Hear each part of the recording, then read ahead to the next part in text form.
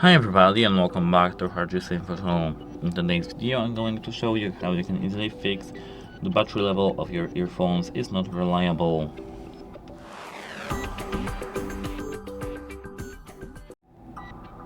So, at first try updating the software to its latest version.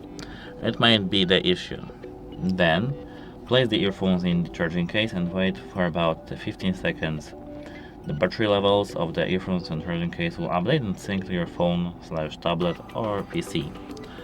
So, I'd recommend to charge your headphones to full 100% and then try to do this feature. If it didn't help you, you have to do a hard reset. That's it. Hope it helps you and goodbye.